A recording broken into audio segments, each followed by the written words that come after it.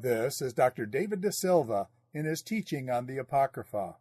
This is session number 4, A Closer Look, 2nd Esdras.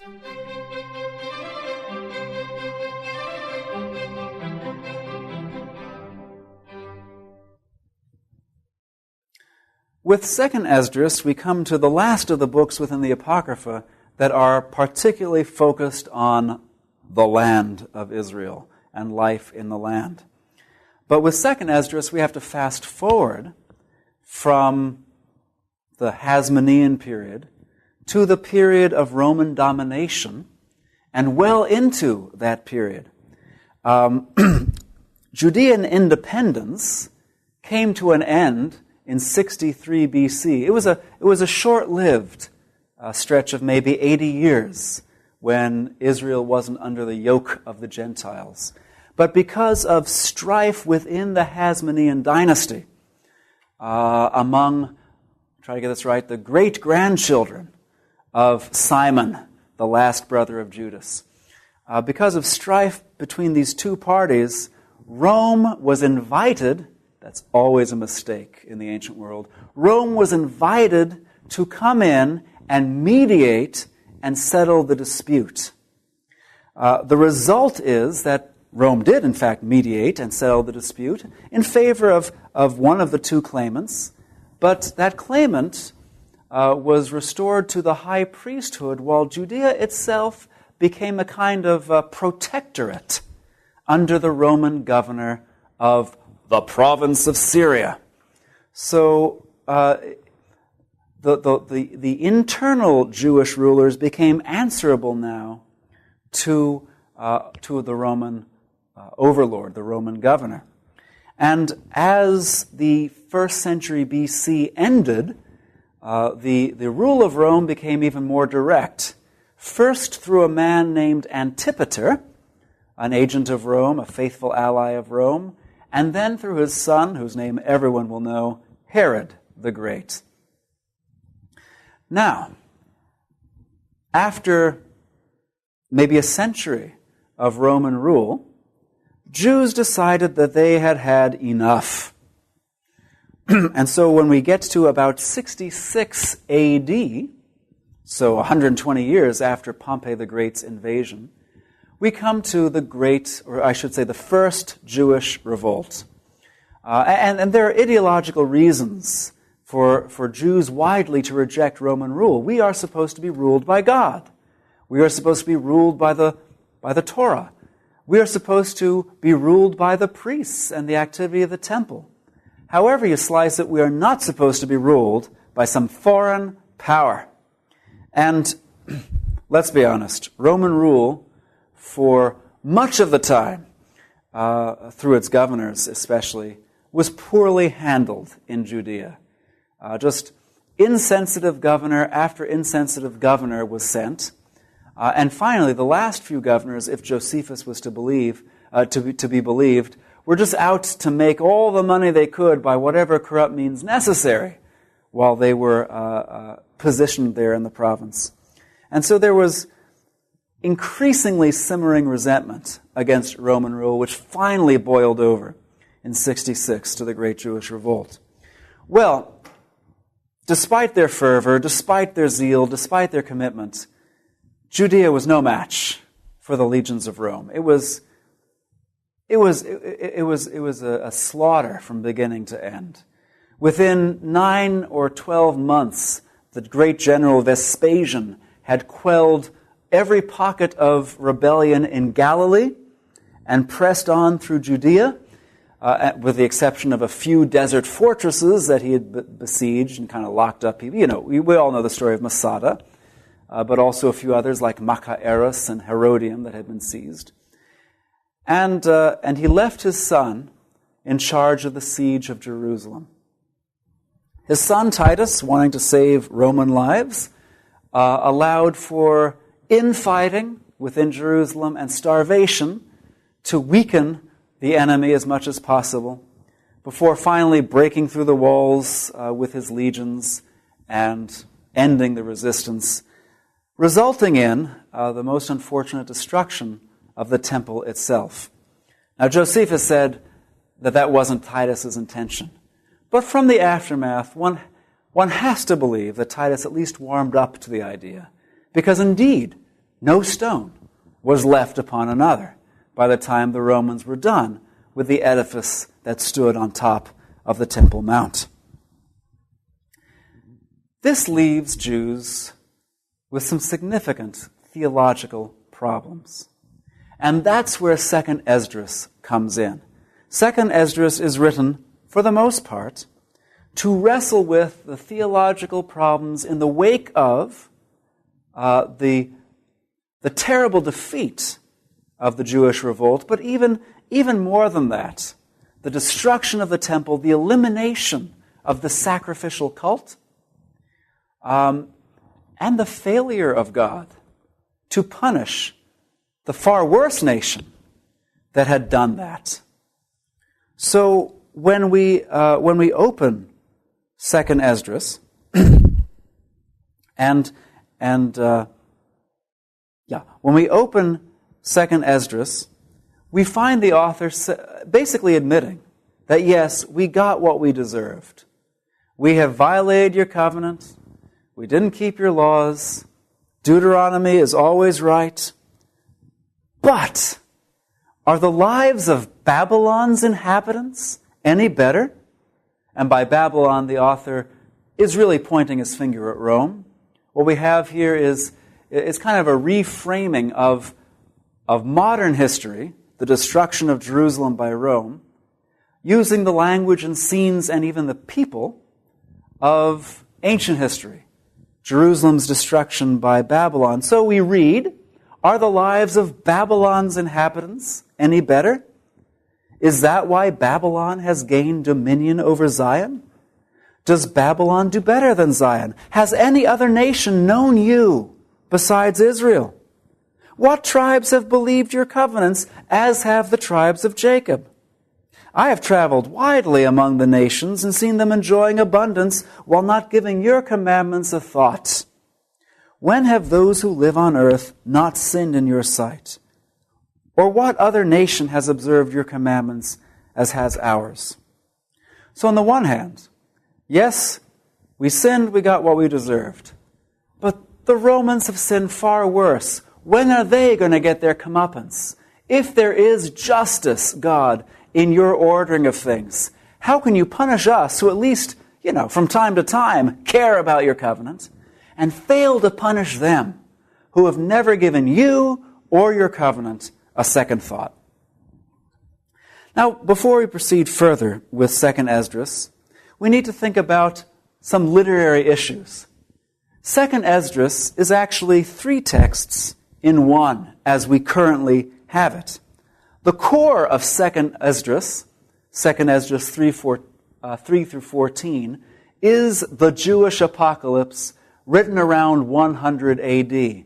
And that's important because decades have passed, and Rome has only continued to flourish and expand her rule and do better and better. This text, by the way, this portion of 2nd Esdras is often referred to as 4th Ezra in scholarly literature and even in some ancient literature. Now, the first 2 chapters of 2nd Esdras in the Apocrypha are a Christian preface that was added sometime during the 2nd century A.D.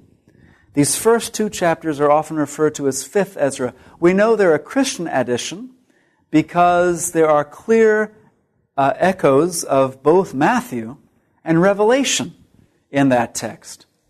Not to mention the message of those first 2 chapters basically has to do with the transfer of the people of God from the historic Israel to the new community of Gentiles and Jews in Christ. So that's another dead giveaway, that those first 2 chapters are a Christian text.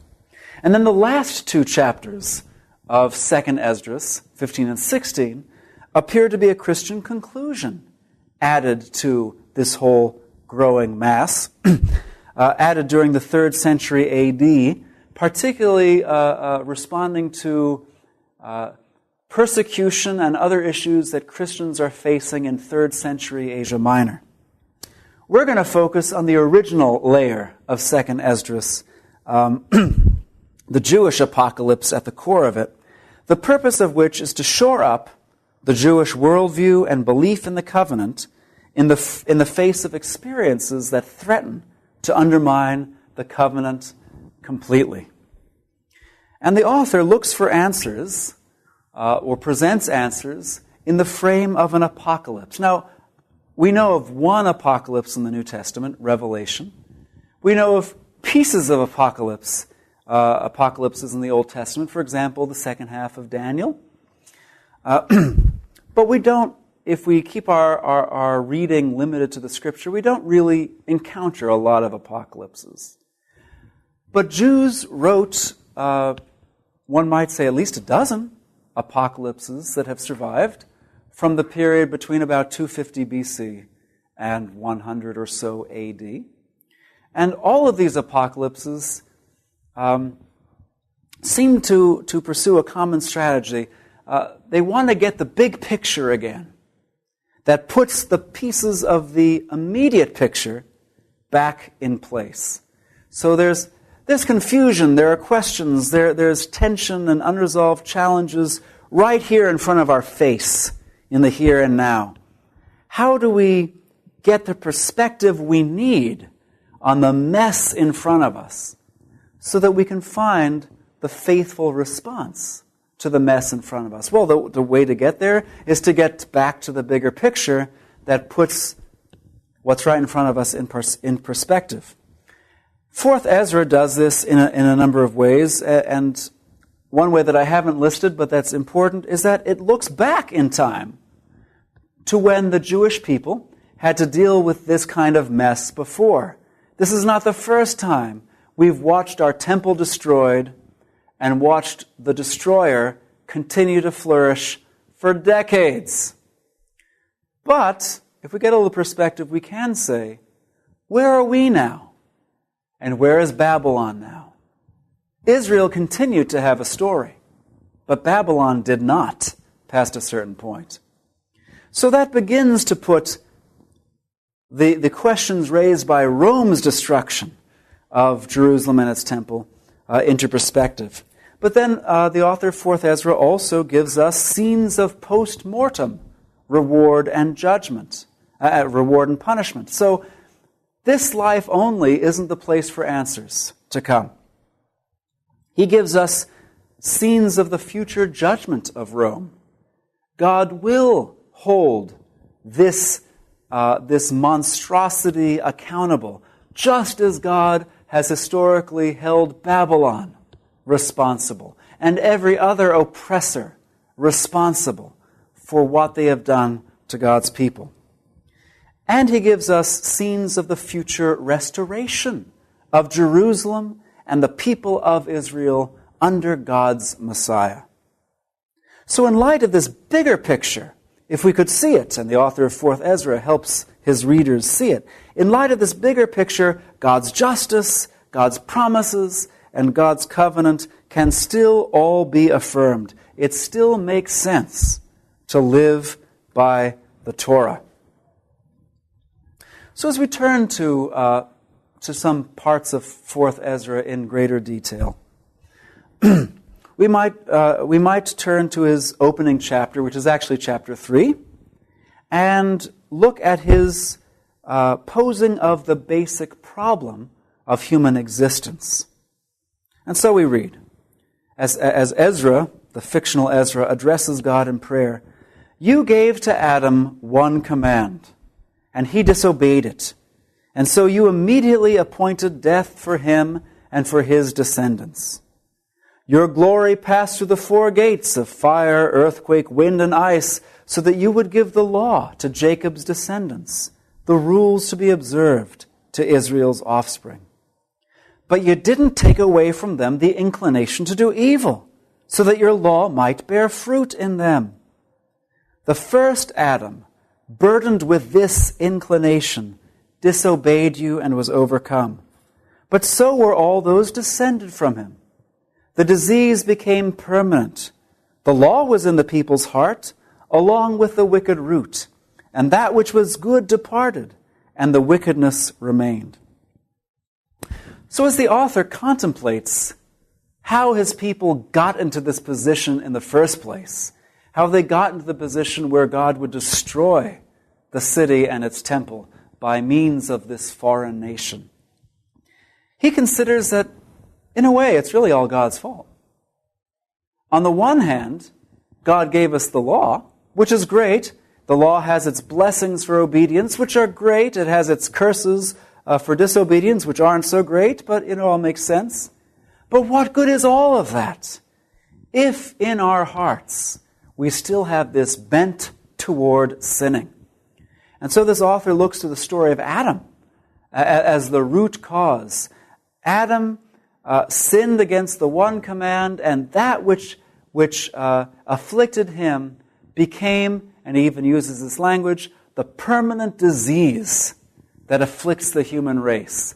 We just can't get beyond the inclination toward evil, which keeps overcoming us in our intentions to do good. If that sounds like Paul in Romans 7, it should. The first century witnesses the development of kind of a new take on the difficulties of obeying the law. And it witnesses a new take on the origin of evil. This is an aside, but it's for free. Ezra, like Paul, looks to Adam for the source of all troubles. Adam and the author of 4th Ezra are probably the first people to do that. Prior to this time, Jewish authors looked to the story of the Watchers in Genesis 6, 1-4, to explain the origin of evil in the world. Adam and Eve, okay, we all know that story, it's there, but the real problem happened when angels in heaven decided that the daughters of human being on earth looked really fine. And so angels brought foreign and dangerous knowledge to human beings. They taught us the art of mining for metal so that we could learn greed by wanting gold, so that we could make better weapons and learn better violence by making swords. They brought the arts of cosmetics so that women could inflame males' lust more. They brought all manner of forbidden arts. And their children, the offspring, the giants, wreaked all kinds of havoc upon humanity. And when they finally died, or were killed by God's judgment, their souls became the evil demons that continue to afflict mankind. That is the primary place that Jews go to explain what's wrong with the world prior to the first century, when Adam, or Adam and Eve, when their story rises more to the fore, as it does in this text. Now, the answer that Ezra gets from the angel isn't very satisfactory, but what the angel basically says is, well, it's difficult, but certainly possible. Looking to Deuteronomy, it's feasible. And really, the law matters far more than you're complaining. So stop and simply fight the contest that God has put before you. And so we read in 2 Esdras 7, these are the rules, referring to the demand to obey the Torah, which is the way in which one honors one's Creator. These are the rules for the contest in which everyone born on earth takes part. Those who are defeated will suffer what you said, namely, to be lost and suffer punishment eternally. But those who conquer will receive what I said, namely, a welcome into the age to come that God has prepared for the righteous. This is the path that Moses declared when he was alive, speaking to the people, choose life for yourself so that you may live. Here quoting specifically Deuteronomy 30:19. So the angel, Uriel, who is Ezra's conversation partner, his answer is that yes, the contest is difficult, but it is feasible, and the prize for victory is great. And ultimately the rationale is, God's honor matters more than anything else. So we're not going to wink at transgression. And it's better that many people perish than that God's honor be besmirched because the law is despised. So, keep pressing on. Keep fighting against the evil inclination, because it lies in you to conquer it. It's difficult, but you can do it, and the reward is great. Another issue that Ezra, the fictional character that is taking us through this book, that Ezra raises, has to do with the doctrine of election, God's choice of Israel. And he poses on numerous occasions throughout this book the question, what does election mean when we are trampled again and again by other nations? So, for example, in chapter 3, he will ask the question, how is election meaningful given our national fortunes and the difficulty of living up to the rigors of the covenant obligations so as to attain the covenant promises? In chapter 5, he'll raise the question differently. If God really chose Israel from among all the other nations, why do those other nations continue to exercise domination over Israel? And finally, in chapter 6, in his third complaint, he raises the question, after a lengthy kind of reminiscence of the days of creation, he comes to his point, if God created this world for Israel, why does Israel not enjoy its fruits, while those nations that are not worth spit in God's sight devour Israel itself? The answer that the angel gives comes back to the question of God's justice and the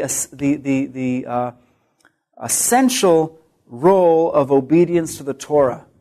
In essence, election isn't nearly as important as Torah observance. There's no free ride to God's blessings. Only those among Israel who keep the Torah, who honor God by honoring God's law, will enjoy the covenant blessings. And so we read in the 4th chapter, part of the angel's answer to the first complaint, that election, justice, the answers to all these questions are deferred to the age to come. The world is indeed rushing to its end.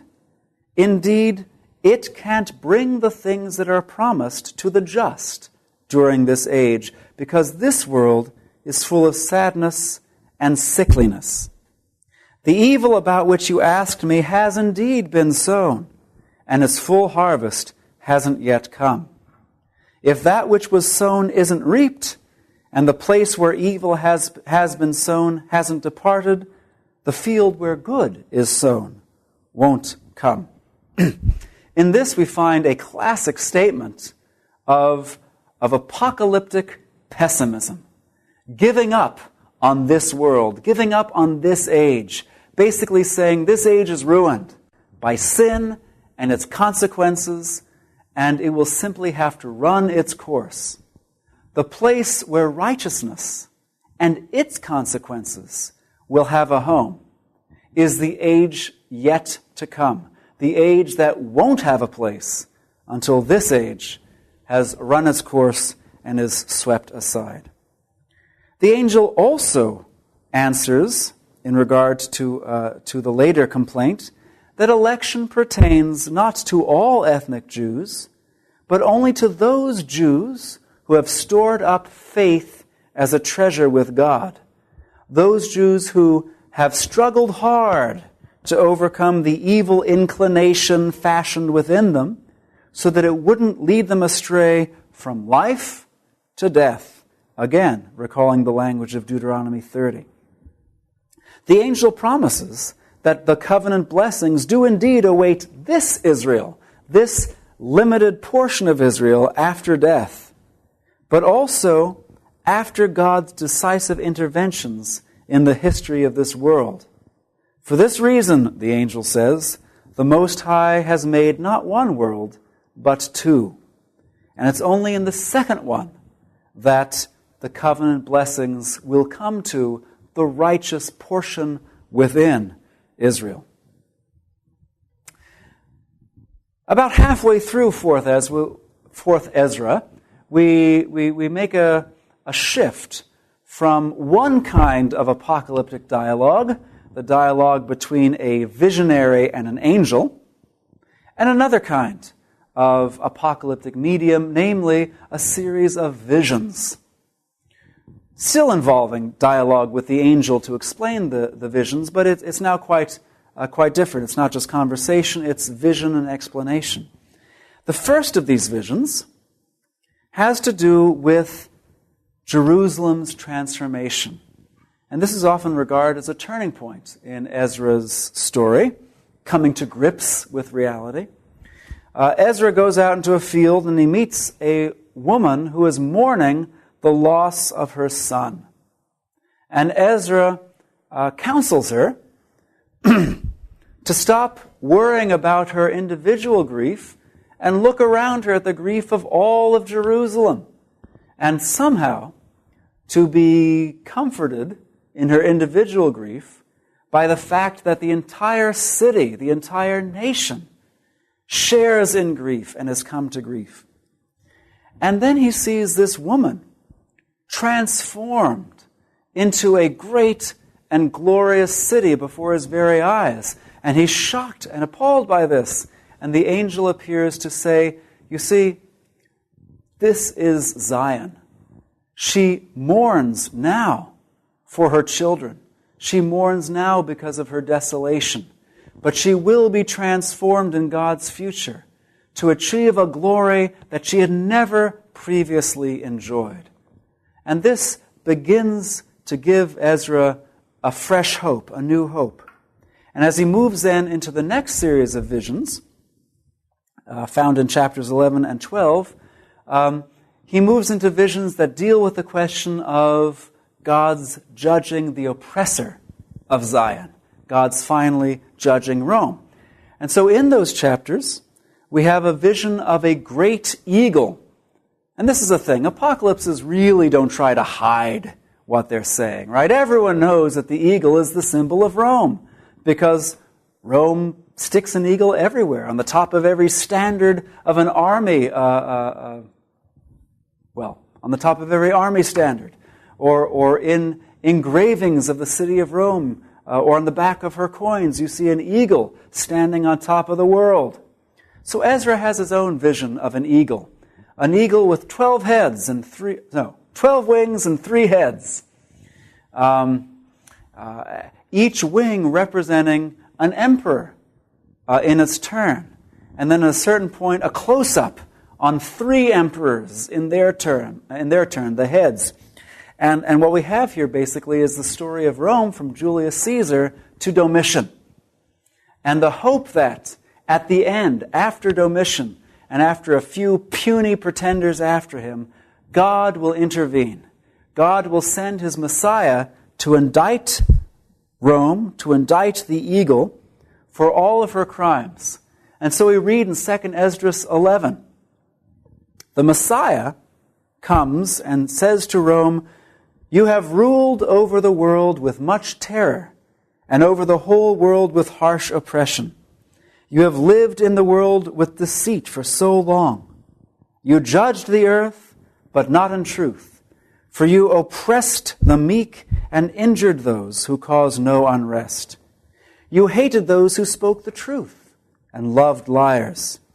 You destroyed the dwellings of those who bore fruit and tore down the walls of those who had done you no harm.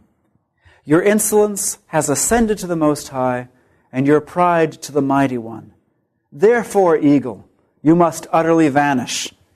Then the whole earth will be refreshed and restored, set free from your violence, and will hope for the judgment and mercy of him who made it."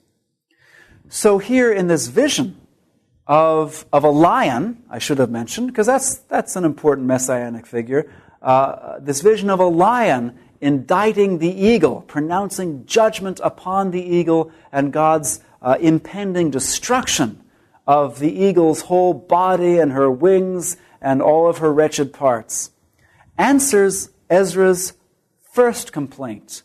How long, O Lord, will you not judge those who have trampled your city, however justly?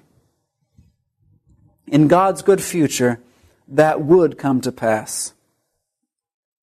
Now, what we find in Ezra that might be somewhat disturbing is that Gentiles don't have any share in God's good future. At no point does Ezra give a hint that a Gentile is going to do the law and become part of God's people. He has a very reductionistic view of the elect. It doesn't include any Gentile, and it doesn't include most of Israel. It just includes those within Israel who struggle against the evil inclination and keep the law, and thus honor the Creator not only of this age but of the next age, who will reward those who honor Him in this age with life and good things in the age to come. As for Gentiles, the only thing the author really has to say about them shows up in 2 Esdras 6 and following. You have said that the other nations born of Adam are nothing, that they are like spit, and you have compared their abundance to a drop from a pitcher. But look now, Lord, these nations that are valued as nothing rule over us and devour us, while we, your people, whom you have called your oldest offspring, your one and only child, those who are zealous for you, your dearest ones, are handed over to them. If the world was created for our sake, why don't we possess our world as an inheritance? How long will this situation last? It's difficult not to read texts like this without hearing Paul's burning question. Is God the God of the Jews only? Is God not also the God of the Gentiles? And this is a point at which the early Christian movement would stand out strongly against its environment, and a point that would draw heavy criticism against the early church from members of the parent religion, members of the Jewish people. The final word in 4th Ezra is an affirmation of the Torah as the path to life. By the time we get to 2nd Esdras 14, which is actually the last chapter of 4th Ezra, all of Ezra's complaints, questions, challenges have been answered. There is justice for Israel, upon the disobedient within Israel, but also for the righteous within Israel. There is justice for the nations, whom God has already taken in hand and foreseen how He will indict and bring their reign to an end and gather His scattered, oppressed people under the aegis of His Messiah. These questions have all been answered. So in the last chapter, what we have is the reconstitution of the Scriptures. Ezra gathers 5 scribes to himself, because in the story, the Scriptures have been lost, along with the burning of Jerusalem and the temple and what have you. Ezra gathers 5 scribes around him, and an angel gives Ezra a fiery liquid to drink. So he drinks the cup, and he begins to spout out wisdom. And what he spouts out is the text of the Scriptures and the text of 70 additional books, which these scribes then write down day and night to get the text down. And in an interesting bit of detail, the author says, they write these books down in a new script which they did not know, the square script that we know as Hebrew. That we read our Hebrew Bibles in and what have you. And so they produce 24 books for all the people, and 70 books to be hidden and kept for the wise among the people. And with the reconstitution of canon, the 24 books, and additional texts that notably in the story are equally inspired, just not equally to be shared. Alongside this, we have the new commission in Ezra's own lips to the people to keep the Torah. All of his complaints are gone. All of his questions about the covenant are gone. And he says in 2nd Esdras 14, our fathers received the law of life, but they didn't keep it. And you also transgressed after them.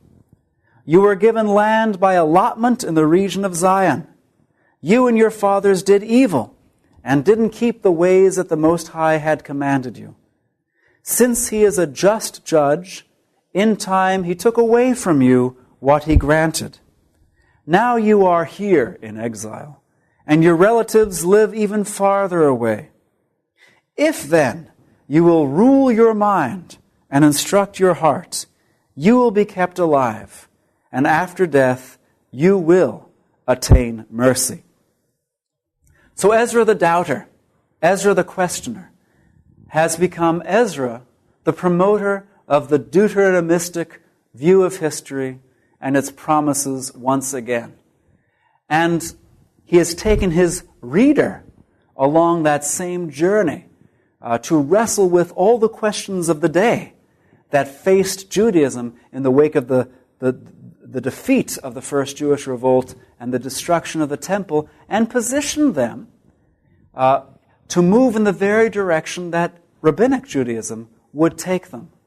Wholehearted, almost singular focus on the doing of the Torah, the practice of the Torah, as the way to life, now and into the age to come.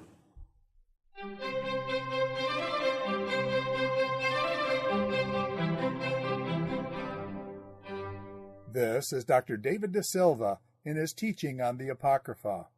This is session number 4, A Closer Look, 2nd Esdras.